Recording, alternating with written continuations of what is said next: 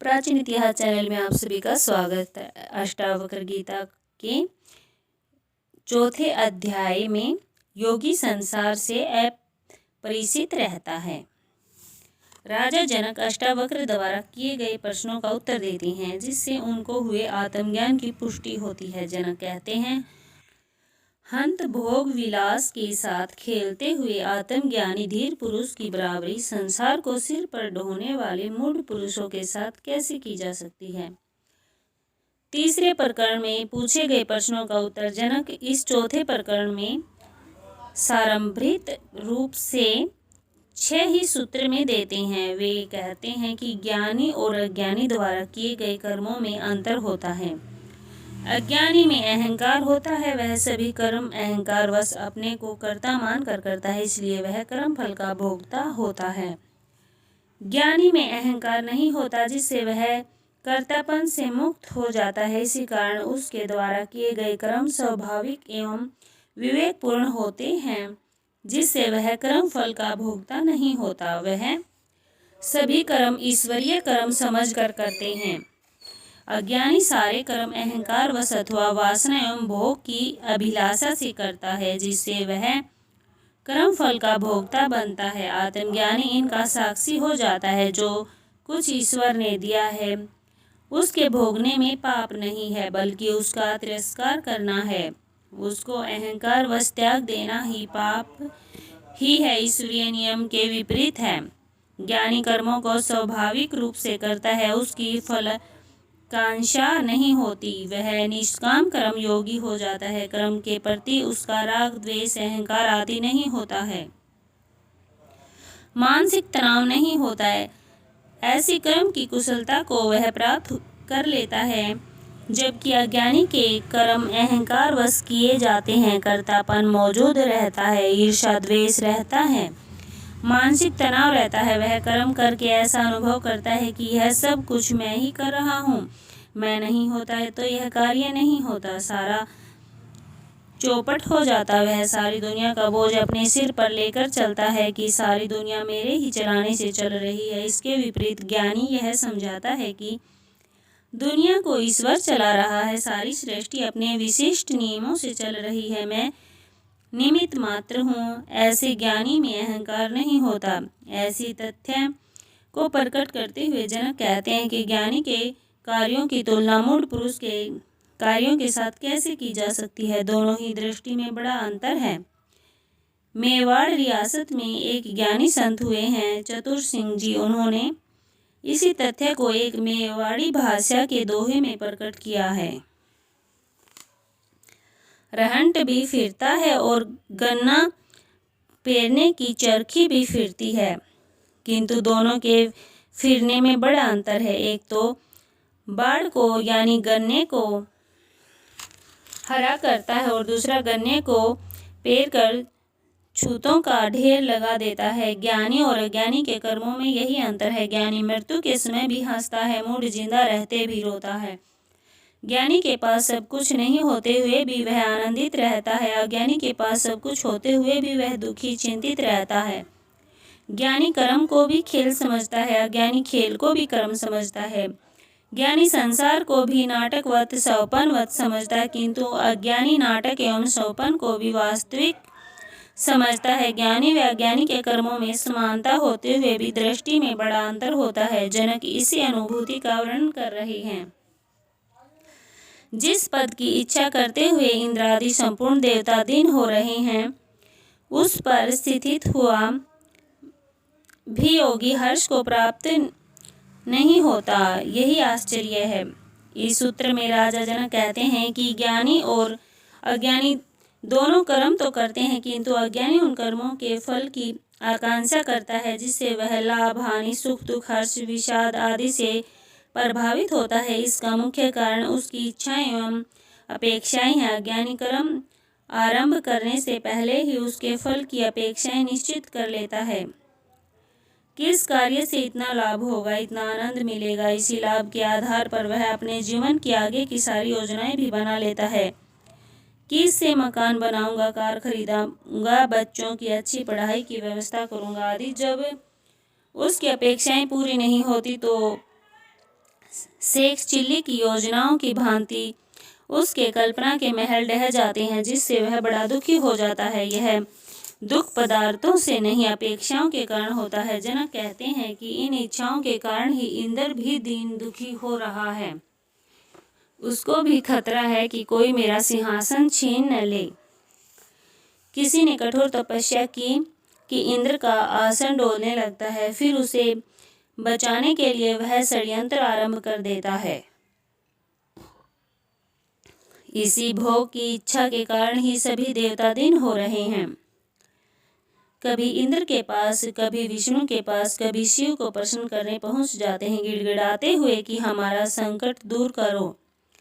देवता व इंद्र भी वासना ग्रस्त होने से ही इस आत्मा रूपी एवं मुक्ति रूपी परम पद को नहीं पा सके हैं।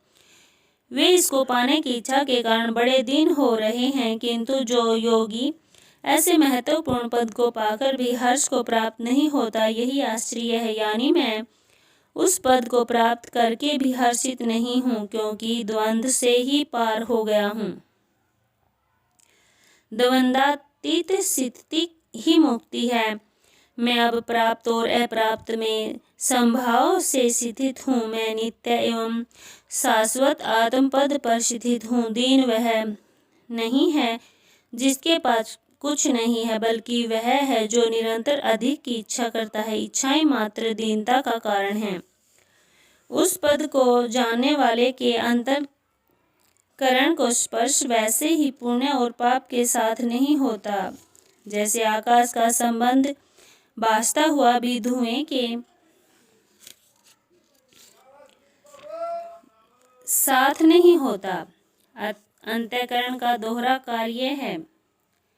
जब यह शरीर, मन, बुद्धि, इंद्रियों के साथ होकर इच्छाओं एवं वासनाओं से ग्रस्त होता है, तो यह पाप पुण्य का भागी होता है, किंतु यह शुद्ध होने पर आत्मा का अनुभव करता है। तब यह विकार रहित होने से पाप पुण्य का भागी नहीं होता। ये पाप पुण्य के भाव उसका स्पर्श भी नहीं कर पाते। पाप पुण्य एक धारणा मात्र है। यह कर्त्य में नहीं, भावना में है।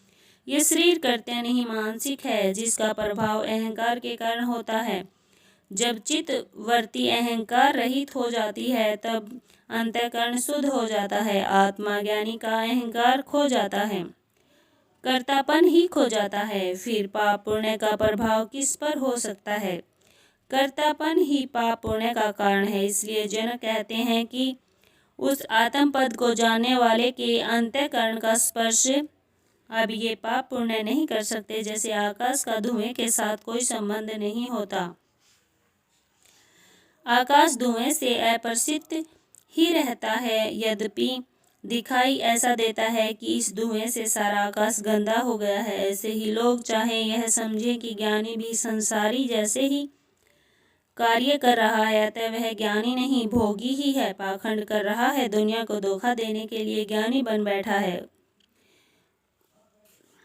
उसने कपड़े छोड़े नहीं, महल छोड़े नहीं, सभी राग रंग वैसा ही है, सब खाता पीता है, अतः यह ज्ञानी हो ही नहीं सकता। ज्ञानी कैसे हो सकता है? इसकी परिभाषा भी जब अज्ञानी करने लगते हैं तो अपनी मूढ़ता उस पर थोप देते हैं कि ज्ञानी नंगा रहता है, खाता पीता नहीं है, उपवास करता है, जिसका चेहरा लटका हुआ हो, जिसे एनीमिया हो, जो कर्ष्य कार्य हो गया हो, जिसकी बोलने की शक्ति न हो, आंखों में तेज न हो, जो मरे हुए जैसा जीता हो, वह ज्ञानी होता है।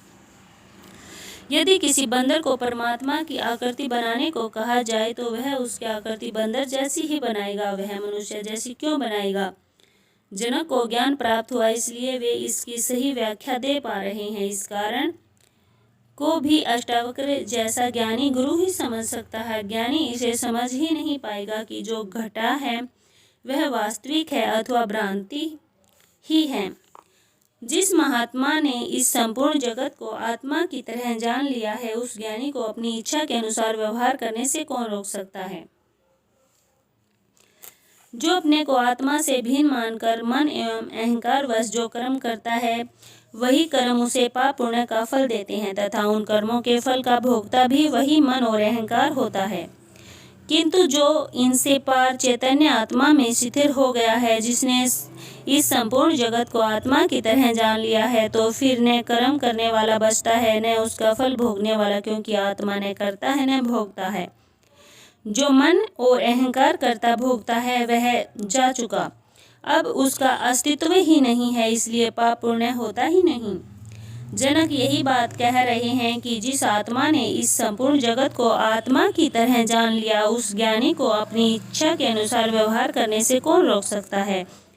ऐसा व्यक्ति सामाजिक, राजनैतिक, व्यवहारिक, शास्त्रीय आदि सभी बंधनों से मुक्त होकर केवल ईश्वरीय नियमों के अनुसार कार्य एवं व्यवहार करता है। उसका समस्त कार्य एवं व्यवहार सब विवेक पर आधारित होता है, इसलिए वह अपनी इच्छा यानी आत्मा की इच्छा अनुसार कार्य करता है। वह मन, बुद्धि, अहंकार व शरीर आदि की इच्छा अनुसार नहीं चलता। इन सब बंधनों से वह मुक्त होकर परम स्वतंत्रता का अनुभव करता है। जब दूसरा मौजूद तभी पाप पुण्य की संभावना होती है। जब दो नहीं है तो कौन पाप करने वाला है, किसके साथ पाप किया जाएगा, कौन भोगता है, कौन भोग्य है। यह पाप पुण्य द्वैत की ही भाषा है, अज्ञानी की भाषा है। ज्ञानी में एक तत्व भाव आ जाता है, भिन्नता ही मिट जाती है, दो का भेद ही समाप्त हो जाता है। फिर कैसा पाप पुण्य। जिस प्रकार शरीर का एक अंग किसी दूसरे अंग को कष्ट नहीं पहुंचा सकता एवं सहयोग ही करता है, यदि भूल चूक में कष्ट पहुंचा भी दिया तो न तो दूसरा अंग उसका बदला लेता है, न उससे क्षमा ही मांगता है, न पहले अंग का कोई पाप ही लगता है कि वह इस कर्म का फल भुगतेगा ही। वह अंग नरक में जाएगा, बाकी अंग स्वर्ग में जाएंगे। ऐसा कभी होता है। यह पाप पुण्य, स्वर्ग, नरक, दया, क्षमा आदि द्वैतवादी धर्म की मान्यताएं हैं, जो मात्र अज्ञानी के लिए हैं। द्वैत को उपलब्ध हुआ ज्ञानी इन सब से पार हो जाता है, उसे एक तत्व का बोध हो जाता है, फिर कोई पाप पुण्य नहीं है। ब्रह्मा से चींटी पर्यंत 4 प्रकार के जीवों के समूह में ज्ञानी की ही इच्छा और अनिच्छा को रोकने में सामर्थ्य है। जिस प्रकार ज्ञानी एवं अज्ञानी के कार्यों में, व्यवहारों में भिन्नता दिखाई देती है, उसी प्रकार ज्ञानियों तथा अज्ञानियों द्वारा निर्मित शास्त्रों में भी भिन्नता दिखाई देती है। सभी ज्ञानियों की एक ही दृष्टि होती है, किंतु अज्ञानियों में सभी की दृष्टि भिन्न भिन्न होती है। दादू ने कहा है, जे पहुँचे ते कही गए, तिनकी एके बाती, सबे सियाने एक मती, उनकी एके जाति। ज्ञानी के कोई संप्रदाय नहीं होते, उनकी कोई जाति नहीं होती, उनमें मतभेद नहीं होता, सिद्धांतों एवं कार्यों में भिन्नता नहीं होती। वे सभी एक ही बात कहते हैं, जो सत्य है वही कहते हैं। असत्य अनेक प्रकार के होते हैं, किंतु सत्य एक ही है। एक बार एक न्यायाधीश ने 10 गवाह बुलाए। वकील 10 ही सूफी पकड़ कर ले गया। न्यायाधीश ने कहा कि मैं इन 10 सूफियों को एक ही गवाह मानूंगा, क्योंकि सभी सूफी एक ही बात कहते हैं, अतः यह एक ही गवाह हुआ। 9 कोई दूसरे लाओ। एक ज्ञानी का ढंग है, किंतु अज्ञानियों के अनेक ढंग हैं, अनेक विचार हैं, अनेक सिद्धांत हैं, यहाँ तक कि उनके धर्म और ईश्वर भी अनेक हैं, आत्माएं भी अनेक हैं, किंतु ज्ञानी इस सब के पार एक ही अनुभूति करता है, समस्त सृष्टि को एक ही समझता है। कुछ अज्ञानी कहते हैं कि कुछ इच्छाएं छोड़ो, वासनाएं छोड़ो, संसार छोड़ो, लोभ, मोह, माया, ममता, धन दौलत सब छोड़ो, तब तुम्हें ज्ञान होगा। वे छोड़ने को पाने का नियम मानते हैं, किंतु ज्ञानी जन कहते हैं कि ब्रह्मा से लेकर चींटी पर्यंत 4 प्रकार के जीव समूह में कोई भी अपनी इच्छा को और अनिच्छा को रोकने में समर्थ नहीं है। सृष्टि का निर्माता, जिसे ब्रह्मा कहते हैं, वह भी इच्छाओं के से ग्रस्त है। सृष्टि निर्माण की उसकी भी इच्छा है। विष्णु, महेश, इंद्र आदि अनेक देवी देवताओं भी इच्छाओं एवं वासनाओं से ग्रस्त हैं। फिर मनुष्य, पशु, पक्षी, जीव जंतु अपनी इच्छाएं कैसे छोड़ सकते हैं। इन सब में केवल आत्मज्ञानी ही इन इच्छाओं और अनिच्छाओं दोनों को रोकने में समर्थ है, अन्य कोई नहीं। इसलिए छोड़ने से ज्ञान नहीं होता, बल्कि ज्ञान अवस्था में जब सत्य का बोध हो जाता है तो जो असार है वह अपने आप छूट जाता है, छोड़ना नहीं पड़ता। ज्ञानी जन के सत्य प्रति का यही सार ही पाना ही नियम है, छोड़ना नियम नहीं है। क्या छोड़ना है और क्या ग्रहण करना है, यह ज्ञानी विवेक से निर्धारित करता है। कोई विरला ही आत्मा को अद्वैत और जगदीश्वर रूप में जानता है। वह जिसे करने योग्य मानता है उसे करता है। जनक कहते हैं कि संसार में नए नए मुखौटे लगाकर अनेक लोग ज्ञानी बने घूमते हैं।